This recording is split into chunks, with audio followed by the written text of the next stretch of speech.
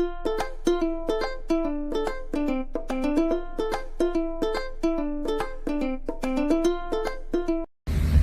Friends, हम अब जानकी चक्की से निकल गए हैं और अब हम कहाँ जा रहे हैं आगे वो देखिएगा आप आगे। तो दोस्तों, कितना खूबसूरत व्यू आपकी स्क्रीन पे होगा इस टाइम, बहुत ही प्यारा हरा भरा सा।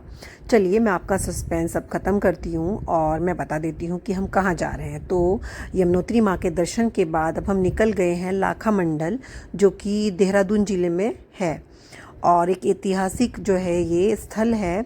और ये मान्यता है कि जो पौराणिक मान्यता के अनुसार देखें तो यहाँ पे एक प्राचीन शिव मंदिर है, जो कि हम देखने के लिए जा रहे हैं, दर्शन करने के लिए जा रहे हैं। और इस मंदिर को महाभारत काल से भी जोड़ा जाता है और बाकी क्या है वो जाके हम ठीक से तो वहीं पे देख पाएंगे दोस्तों। वहीं आ रहे होंगे ना। पानी पे फर्क पड़ गया, वहाँ सफेद यहाँ तक भी कपड़े आ रहे हैं। ज्यादा गंदगी मचा रखी है उन्होंने तो। हाँ, पता नहीं क्या ही बदतमीजी है। तो आइए दोस्तों बात करते हैं लाखा मंडल।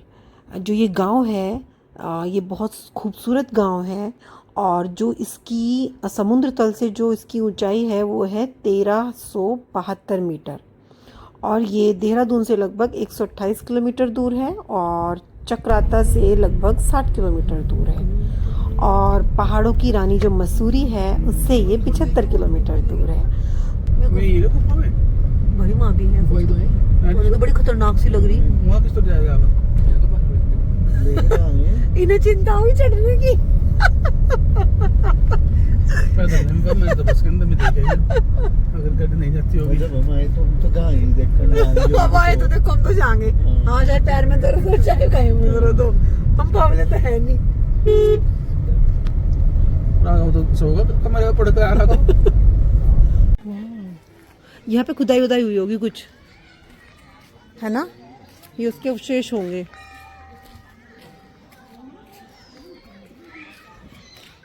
हाँ वही खुदाई गई है। इसके बारे में पता करते हैं ना पहले, क्या है ये। वहाँ लिखा हुआ पढ़ दो। कहाँ लिख रहा, पढ़ के आ रही मैं। और दोस्तों ये देखिएगा, ये इस मंदिर से रिलेटेड सारी जो महत्वपूर्ण जानकारियाँ हैं वो सब यहाँ पे लिखी हुई हैं बोर्ड पे। तो आइए देखते हैं और पता करते हैं बाकी क्या है यहाँ पर। कहाँ? हाँ, ऊपर जाके देखेंगे ना।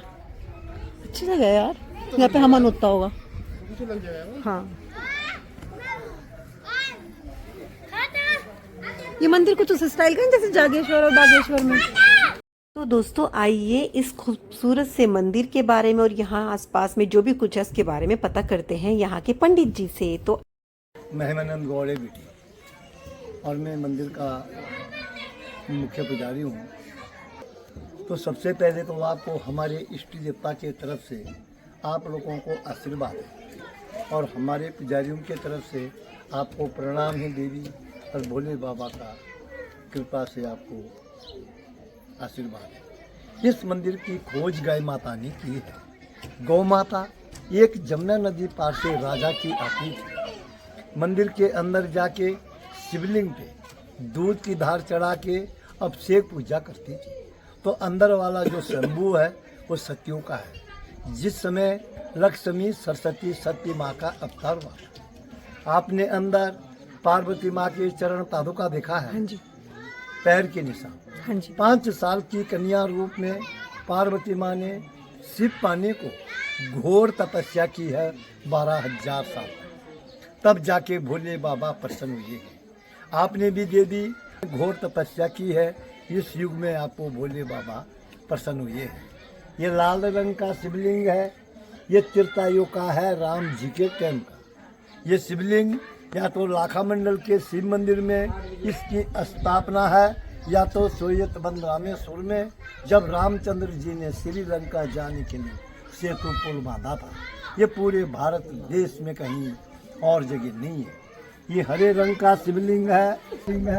ये द्वापर युग का है, कृष्ण जी के टाइम का, जब कृष्ण जी का अवतार हुआ था। यहाँ पे 33 प्रकार के देवी देवता है और 1.25 लाख शिवलिंग की स्थापना पांडवों ने अपने हाथों से की है।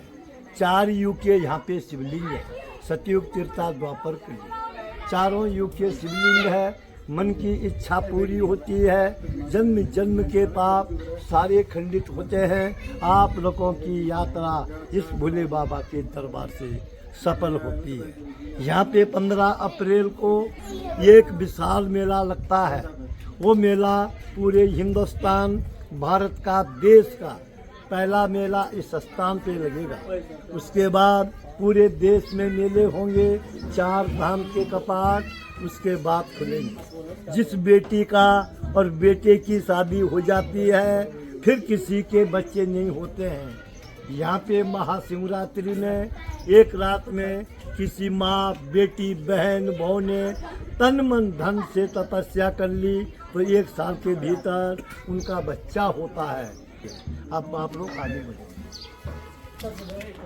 इस मंदिर पे ऊपर से लेकर के नीचे तक मंदिर के चारों तरफ जिस गाय ने इस मंदिर की खोज करी है, उस गाय के खोर के निशान है।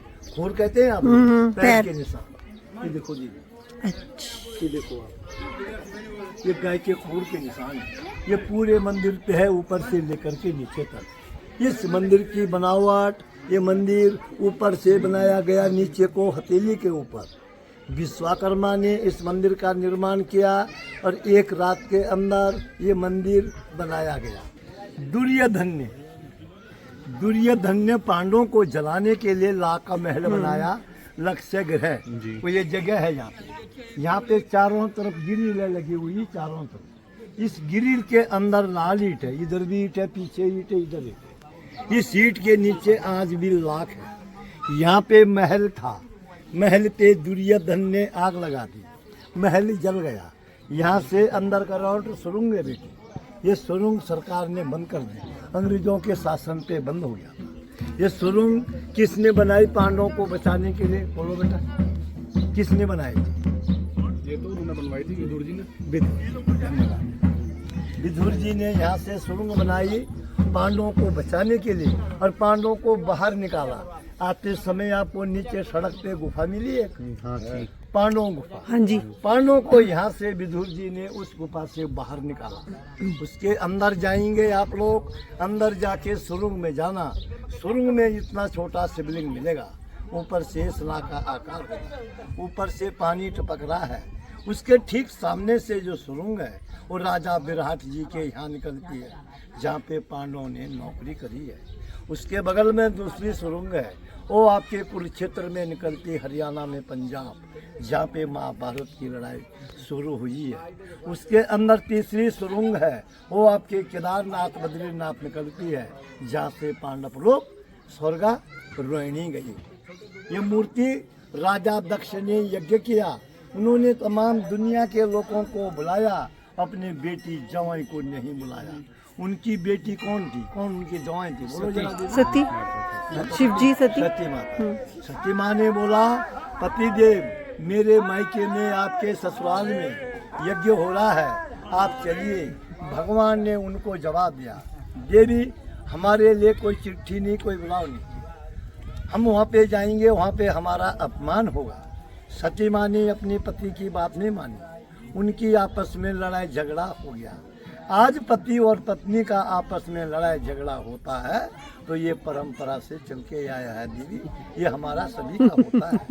सतयुग में इनका रूप है वीर और भद्र, ये पुरानी परंपरा है। सतयुग में इनका रूप है वीर और भद्र, त्रेतायुग में इनका रूप है जय और विजय, द्वापर में इनका रूप है द्वार और पाल, इस कलयुग में इनका रूप है देव और दानव। ये भगवान शंकर जी है, इनका हीरे मोती का मुकुट है। ये दानव है, राक्षस, इसके खोपड़ी पे ऊपर मुंडी है, मुंडी है। यह शिवलिंग धर्मराज युधिष्ठिर महाराज ने इस शिवलिंग की स्थापना करी है। इस शिवलिंग का नाम है मंडलेश्वर महादेव के नाम से, मंडलेश्वर महादेव। हमारे लाखा मंडल के अंतर्गत में 24 गांव आते हैं। गांव समझ रहे बेटे? हाँ जी, गांव। 24 गांव के बीच में जिनकी मृत्यु होती थी, वो लेडीज है या पुरुष है, उनकी डेड बॉडी शिवलिंग के सामने शिला पे रखी जाती थी। पुजारी अपने घर से गंगा यमुना जल लेके आते थे, मंत्र द्वारा उस पे जल का छेड़ा मारा, मरा हुआ आदमी जिंदा हो होता जाता था। ब्राह्मण देवता उसको अपने हाथों से दूध भात खिलाता था। यहाँ पे 100 मीटर से लेकर के 300 मीटर तक कहीं भी खुदाई करते हैं तो आज भी यहाँ पे देवियाँ और भोले बाबा प्रकट होते हैं। ये सब इधर जो है ये 2007 में खुदाई में निकले सारे मंदिर बेटे, ये 2007 के खुदाई में निकले हैं। और एक शिवलिंग आगे है जहाँ पे पीपल का पेड़ है, उसमें जल चढ़ाएंगे आप लोग तो उसके अंदर आपका प्रतिबिंब दिखेगा, आपका फोटो आएगा। वो शिवलिंग है अद्भुत शिवलिंग, चिंता हरण महादेव। उस भगवान के दर्शन करने से सारी चिंता दूर होती है। और वो शिवलिंग है पारदर्शी शिवलिंग। जैसे आप अपने परिवार से, बच्चों से, माता पिता भाई बहनों से प्यार करते हैं, आपका प्यार भगवान अपने अंदर समा लेता है। वो शिवलिंग है अष्टदल शिवलिंग, उसके चारों तरफ 8 कोने हैं। राजा सगर के, कभी सुना राजा सगर? नहीं सुना। राजा सगर के 60,000 बेटे थे और कपिल मुनि ने उनको श्राप दिया, सारे भस्म हुए। भागीरथ जी ने उनके कुल में 5वें 7वें पीढ़ी में जन्म लिया और शिव की तपस्या करी। कहाँ करी थी शिव की तपस्या, कुछ पता है? नहीं। गंगोत्री से आगे है गौमुख, गौमुख से आगे है तपोवन, तपोवन में 12,000 साल तक एक पैर के ऊपर घोर तपस्या की है। गंगा जी को मृत लोक में लाया, अपने पितृ देवताओं का उद्धार किया। उस भगवान के दर्शन करने से देवी आप लोगों की जन्म जन्म के पितृ देवताओं का उद्धार होता है। आपकी यात्रा सफल हो, आपकी यात्रा मंगल हो, आपके ऊपर भोले बाबा का आशीर्वाद है, आपके बच्चे फले फूले, कष्ट आपका दूर हो। मेरी तरफ से आपको प्रणाम है। तो फ्रेंड्स, जैसा कि आप लोगों ने देखा पंडित जी ने कितने विस्तार से और कितना अच्छा बोला है और बताया है यहाँ के बारे में, तो आप जैसे स्क्रीन पे देख सकते हैं। तो ये है शिवलिंग जो है मंडलेश्वर महादेव, जिनकी स्थापना युधिष्ठिर महाराज ने की थी। तो ये वही वाली शिवलिंग है। ये देखिएगा दोस्तों, ये सब खुदाई में निकली हुई हैं चीज़ें जो आपको दिखाई दे रहे हैं। शिवलिंग है, जो भी कुछ आपको दिख रहा है। और इस रूम, जो ये छोटा सा एक रूम बना हुआ है, इसके अंदर भी वो शिवलिंग हैं। कुछ और मूर्तियां भी हैं। ये लोग बता रहे हैं कि म्यूज़ियम बनेगा, उसके बाद वो सारी जो इस कमरे में रखी हुई हैं मूर्तियाँ, वो इधर शिफ्ट की जाएंगी। और यहाँ पर काफ़ी मतलब बहुत सुंदर बोलना चाहिए ये जगह बन के आएगी। हालांकि अभी भी बहुत सुंदर है, लेकिन इस पर वर्क होगा अभी। तो बहुत अच्छी जगह आज ऋषु भैया हमें लेके आए हैं। उन्होंने ही सजेस्ट किया था कि यहाँ चलते हैं। तो बहुत ही खूबसूरत है और बहुत ही हमारी प्राचीन जो संस्कृति है, सभ्यता है, और पांडव काल या पांडवों के काल से पहले भी यहाँ पे बहुत कुछ चीज़ें ऐसा बता रहे हैं। और मतलब मुझे बहुत अच्छा लगा यहाँ आके। और फ्रेंड्स, ये जो सामने आप शिवलिंग देख रहे हैं, ये है चिंताहरण महादेव। जैसा कि पंडित जी ने बताया कि जब हम इस शिवलिंग पे जल चढ़ाते हैं तो हमें अपना बिल्कुल फ़ोटो की तरह दिखाई देता है, अपनी पूरी तस्वीर दिखाई देती है। यहाँ जो आसपास में लोग थे वो भी बता रहे थे कि अभी शाम का टाइम है तो अभी परछाई की तरह दिख रहा है, लेकिन अगर ये थोड़ा ज़्यादा रोशनी हो तो बिल्कुल ऐसा लगता है कि हम स्वयं ही शिवलिंग के अंदर हैं। और यहाँ आके दोस्तों एक अनोखा सा, बहुत अद्भुत सा अनुभव मिला है हमें और बहुत ही अच्छा लगा यहाँ। जय हनुमान जी की, जय श्रीपति रामचंद्र की। ये देखिएगा पंचमुखी हनुमान जी की मूर्ति है। ये मूर्ति खुदाई में नहीं निकली है, किसी ने यहाँ पे गिफ्ट की हुई है, तो बहुत सुंदर है। हर हर महादेव, हर हर महादेव, हर हर महादेव। दोस्तों, अभी हम यहाँ से निकल गए हैं। रास्ते में वो गुफा मिलेंगी अभी, जो पंडित जी बता रहे थे। अभी मैं वो भी देखूंगी और आप लोगों को भी दिखाऊंगी। तो आइए चलते हैं वो पांडवों की जो गुफा है वहाँ पर। तो दोस्तों, ये देखिएगा, हम आ गए हैं प्राचीन जो पांडवों की गुफा है, जहाँ से उन्होंने निकल के अपनी जान बचाई थी। तो यही वो गुफा है। ये देखिएगा बिल्कुल काला आपको पत्थर दिखाई दे रहा होगा। अंदर काफ़ी स्पेस बनाया हुआ है, प्रॉपर मंदिर है, पंडित जी हैं, पूजा चल रही है। तो ये वाला स्पेस जो है थोड़ा बड़ा है। इसके बाद आगे जाके भी देखिए सीढ़ियाँ हैं, इधर की साइड भी बहुत सारी जगह है जहाँ से अंदर जाने का रास्ता दिखाई दे रहा है। और यहाँ पे भी एक शिवलिंग है। और ये देखिएगा ऊपर चढ़ने के बाद यहाँ पे अंदर वो तीनों गुफाएं हैं जिसके बारे में देखने की। तो देखिए ये वाली वो गुफा है जहाँ पे वाइट कलर के छोटे से शिवलिंग हैं और उनके ऊपर नाग की तरह का बना हुआ है। ये बहुत छोटी सी जगह में है। और ये देखिएगा यहाँ पे अंदर की तरफ वाइट कलर के शिवलिंग थे जो कि छोटे से हैं, बहुत शायद आपको ना दिखे पर मुझे महसूस हुए थे अभी। वीडियो में हो सकता है आपको पहचान में ना आए, वाइट कलर के हैं, छोटे से हैं। और ये वाली गुफा भी क्रॉस हो रही है, एक गुफा इधर साइड, और ये वाली गुफा क्रॉस होके राजा विराट जिनके यहाँ पांडवों ने नौकरी करी थी वहाँ पे निकलती है।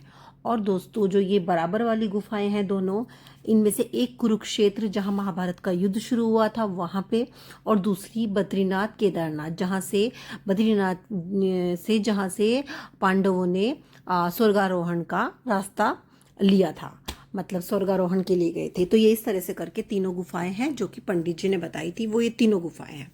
तो देखिए कितना नेचुरल और कितना मतलब आप देख सकते हैं कि दुनिया में क्या क्या है देखने के लिए, और हम अपने भारत में कितना कुछ देख सकते हैं। तो आइए चलिए अब चलते हैं वापस बाहर। और ये रहे भोले बाबा बाहर की तरफ। और ये देखिएगा ये जो सुरंग बाहर है ये भी काफ़ी बड़ी है, खुला जैसे कमरे से भी बहुत बड़ी है। और निकले हुए तो काफ़ी टाइम हो गया है, लेकिन मैंने थोड़ा लेट बनाई है वीडियो। तो ये देखिएगा मौसम बहुत ख़राब है और अभी हम रुकेंगे विकास नगर, वहाँ खाएंगे हम खाना और उसके बाद निकल जाएंगे हम सीधा घर के लिए। तो रुड़की पहुँचने में जहाँ तक है हमें आज 1 या 2 बज जाएंगे। तो कोई बात नहीं, जैसा भोले बाबा को मंजूर है वैसा ही होता है। तो वैसे हमारा प्लान आज लाखा मंडल में रुकने का था, लेकिन किसी कारण से हम नहीं रुक पाए हैं। लेकिन हम ये वाला ट्रिप दोबारा करेंगे और अच्छे से, बहुत अच्छे से इसको सारा हम देख के आएंगे। ऊपर की तरफ भी गुफा थी जो कि हम नहीं देख पाए, द्रौपदी माँ जहाँ पे नहाने जाती थी, जैसा कि वहाँ के लोगों ने बताया हमें। तो ये हम नेक्स्ट टाइम पाएंगे, तब सारा देख के जाएंगे और सब सारी जगह के दर्शन करके जाएंगे। तो दोस्तों आपको मेरा ये वाला व्लॉग कैसा लगा मुझे बताइएगा ज़रूर। मुझे पर्सनली बहुत अच्छी जगह लगी, आपको अच्छी लगे तो आप भी ज़रूर जाइएगा और दर्शन करके आइएगा महादेव के। तो दोस्तों इसी तरह से आप मेरे चैनल पे बने रहिए, मुझे सपोर्ट कीजिए और मेरे वीडियोज़ ऐसे ही देखते रहिए। तो मैं अभी के लिए करती हूँ अलविदा, मिलूँगी आपको नेक्स्ट व्लॉग में। तो अभी के लिए बाय बाय।